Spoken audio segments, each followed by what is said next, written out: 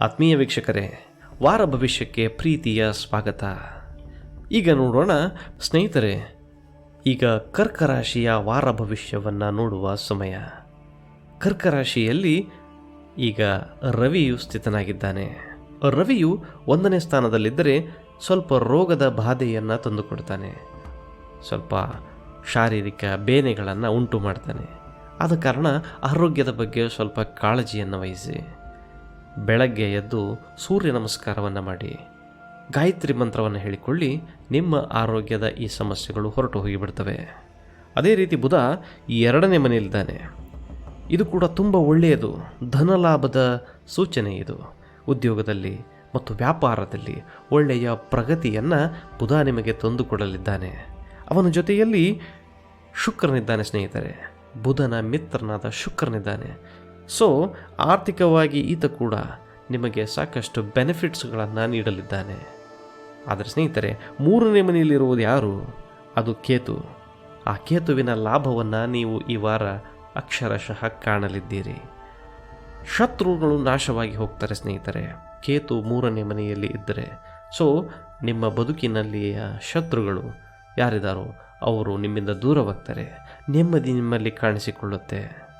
4ನೇ ಮನೆಯಲ್ಲಿರುವ ಚಂದ್ರ 4ನೇ ಮನೆಯಲ್ಲಿದ್ದರೆ ಕೌಟುಂಬಿಕವಾಗಿ ಸಣ್ಣ ಪುಟ್ಟ ವಿರಸಗಳು, ಹಣಕಾಸಿನ ಚಿಕ್ಕ ಪುಟ್ಟ ಅಡಚಣೆಗಳು ಕಾಣಿಸಿಕೊಳ್ಳುವುದು ಸ್ವಾಭಾವಿಕವಾಗಿರುತ್ತೆ.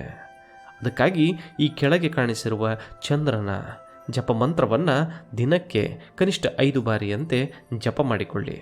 ನಿಮ್ಮ ಈ ಹಣಕಾಸಿನ ಸಮಸ್ಯೆಗಳು ದೂರವಾಗ್ತವೆ, ಕುಟುಂಬದ ವಿರಸ ದೂರವಾಗ್ತದೆ. ಬಂಧುಗಳೇ, 8ನೇ ಮನೆಯಲ್ಲಿ ಶನಿದೇವನಿದ್ದಾನೆ.